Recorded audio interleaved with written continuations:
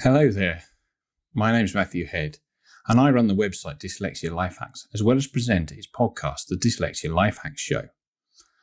The website is a collection of tips and tricks that I've put together over the years to help people with dyslexia. Think of it as little small hacks that you can try daily before you get into bigger training programs and maybe some coaching. Its podcast, the Dyslexia Life Hacks Show, is aimed at people who want to hear what it's like to be dyslexic in the workforce, as well as what else there is in there in the dyslexic world.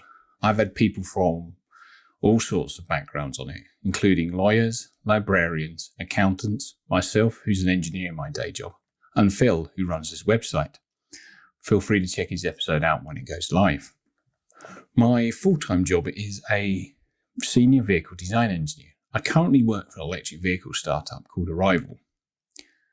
I've previously worked for a company building a 1960s race car recreation, as well as worked for Triumph Motorcycle designing bikes. I remember as a 10-year-old being really into motorcycles and motorsports.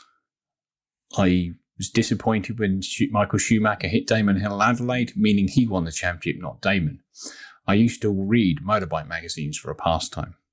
So you think, listening to all this, that a career as a design engineer be the sort of thing that I'd be into. However, I'd been stamped with dyslexia at 6 and really struggled with school. I think it's quite telling that I don't actually have a lot of memories from primary school. I don't even remember being statemented. I have some vague recollections of going out with a teacher on a playground, throwing a ball back and forth, having to have extra lessons in the classroom, sitting with a teacher assistant during my English lessons, and I think I did some other assessment thing I do vaguely remember moving around on, but I don't have too many memories of it. So I want to focus a bit on my secondary school. When I got to secondary school, they split us in classes for different abilities, so they say, for each subject, A to D.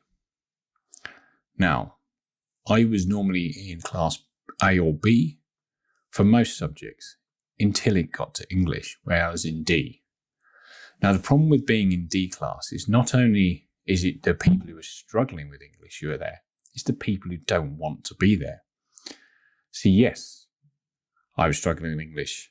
I sat next to my friend who was also struggling with English, who I then realised when I went into my first exam and looked over, and he's there getting extra time too. So the two dyslexic people are somehow attracted to each other.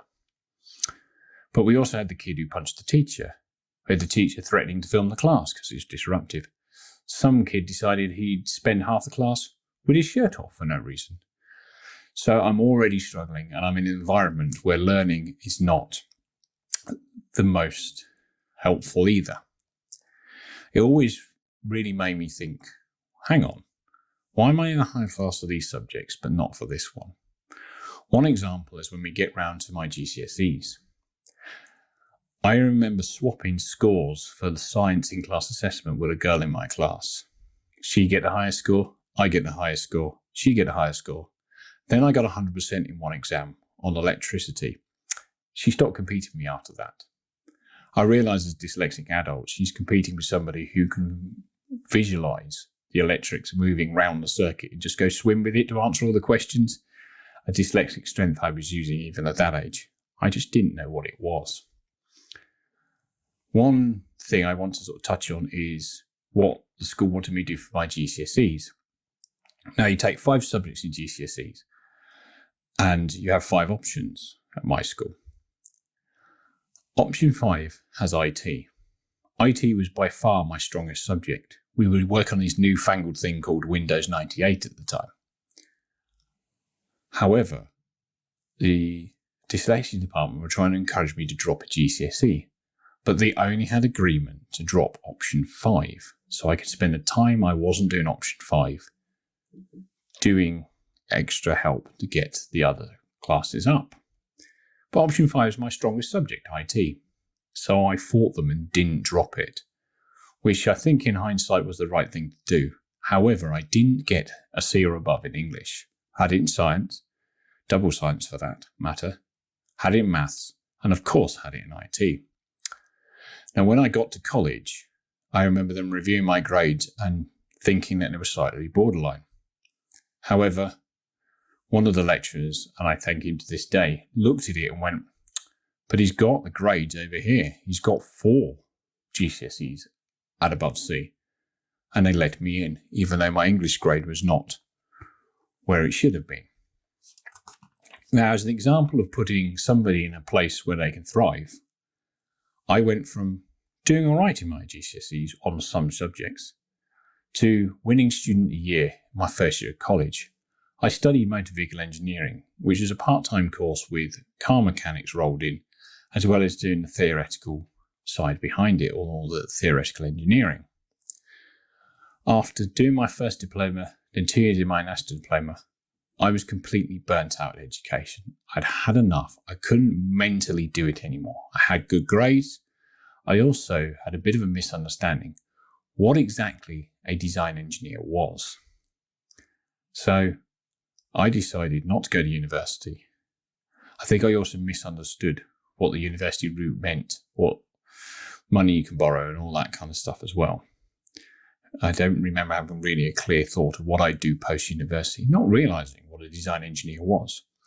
So I took a job as a HGV technician.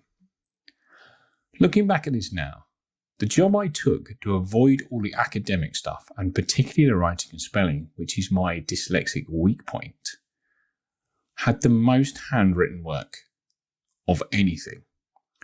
I would have to handwrite all the job cards for all the lorries I repaired over the years.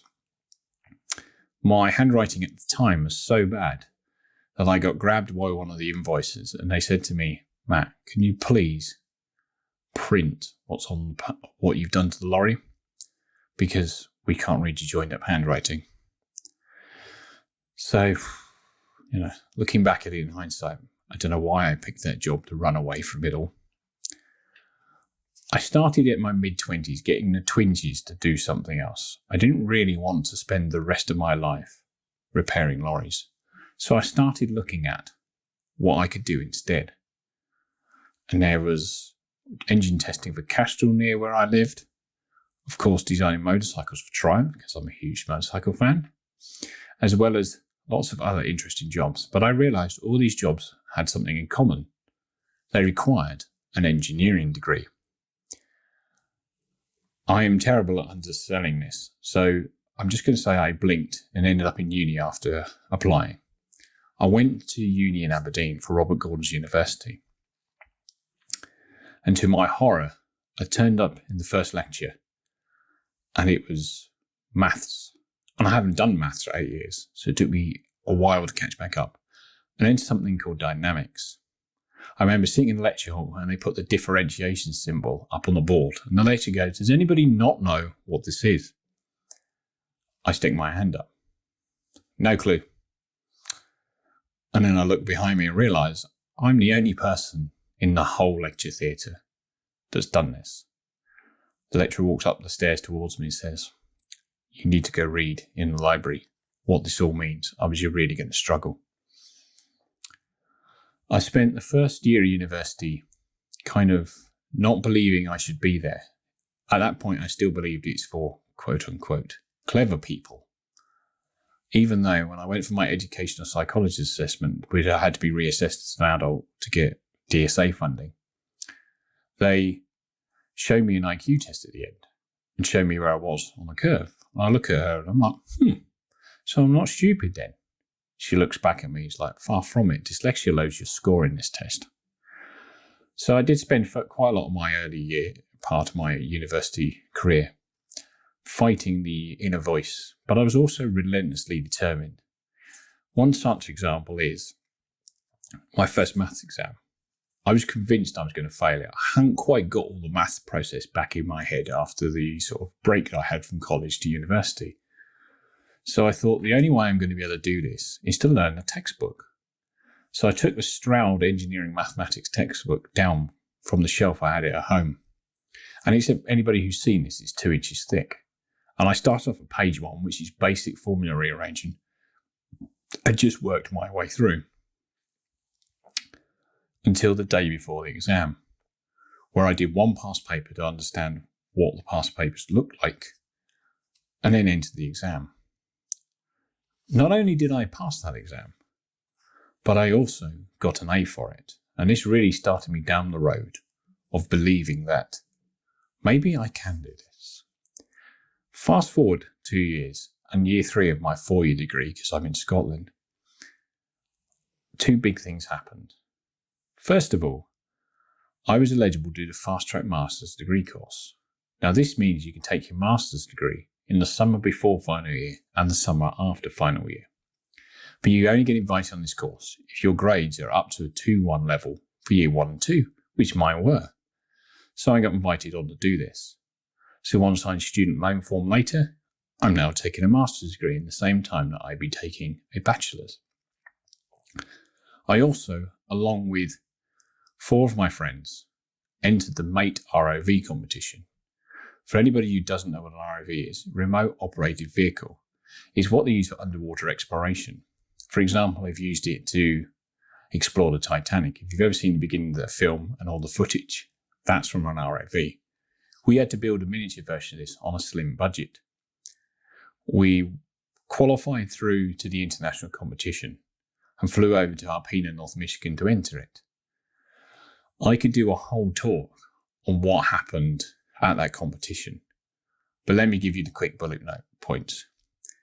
We borrowed a power supply off our Canadian friends, but they were running it with too high a voltage. So after an initial test, it blew our ROV up. We worked day and night, including going to Walmart at midnight to pick up some new cameras to get the ROV fixed. We had it fixed an hour before the first time we put it in a competition run in the pool. We had all the buoyancy wrong because we hadn't had a chance to test it. Did our first run, got an okay score. Did our second run, and we managed to position the highest or equal highest that my university had been in this competition. Not only that, I get a knock at the door as we were ready for the awards ceremony. And my senior lecturer is grinning at me ear to ear and tells me to make sure I wear something nice and please keep Bob at the team away from the bar before the awards. I'm sat at the awards ceremony and they call our name for 1 award, Best Bang for Buck. Then 2 awards. And then 3 awards. We scored the most awards out of any team that night, including one for design elegance, which is for the best designed ROV. This really, really surprised me. Once I got home and the jet lag wore off, I'm like, wow. Me as part of the team, and I was the team leader of this team, managed to do this international competition with all different universities, and we managed to do really well. One insight to dyslexic thinking in this situation: to design the shape of the frame of the ROV, I taped on a bench how big the box it needed to fit in was and just made all the pipes in one afternoon around this taped square because I could see in my head what it needed to be, including a couple of design decisions that were different to what the university had done before. But these 2 things really got me into the thinking that I'm not stupid. I can do this. I can achieve things if I put my mind to it. And being a dyslexic person, even in the world of academics, is not a problem. So I do graduate with a master's degree, and I get a grad scheme at Siemens, which is the second biggest engineering company in the world. After 2 years of doing this, I realized that the type of engineering they were doing was not quite what I wanted to do, and I really wanted to design things. So I applied for a job at Triumph Motorcycles. Do you remember earlier on in the talk, I mentioned that I'd looked at them before I went to university? Because if nothing else, at this point, you get a free factory tour as part of the job interview. And the motorbike I owned at the time was built in that factory. So I got there and got the job. And to my absolute delight, I walk in on my first day and they show me the bike we're going to design. It's a ground up new model and a large capacity adventure bike, the 2022 Triumph Tiger 1200, which has just recently been launched, and the type of bikes I enjoy to ride. So I worked on a brand new bike, effectively for me, for 3 years, and it was wonderful. I've also done stuff with race cars. It's great to work in motorsport, and it's great to work in electric vehicles now. Being a design engineer and dyslexic really work together. I remember seeing a comment from somebody that listened to one of my talks saying that a dyslexic brain is probably the best CAD package going. And I think they're right. It can be. I've realized sometimes that I can understand and see ideas with less on the CAD screen than some other people. I can also come up with different solutions and think outside the box and almost look at assemblies and remove parts in my head to understand how it's fitted together, how the person or the operator on the production line is going to put it together, and sometimes spot solutions that other people have missed. This has happened a couple of times with my project at Triumph. I also think the ability to think of multiple things at once helps when you get under high pressure and you have to think of multiple designs at the same time. It does let me think, though, back to my mechanic.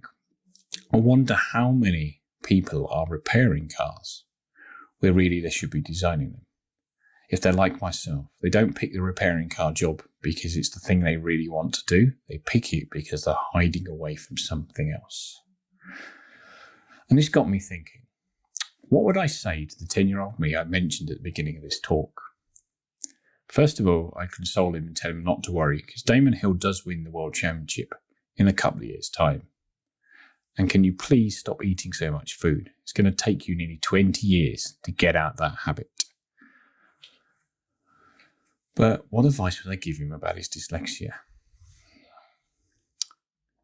Well, I think, first of all, I'd have to convince him that me at 38 has done all these things, because he wouldn't believe me. But I think I would tell him it's not all about the negatives.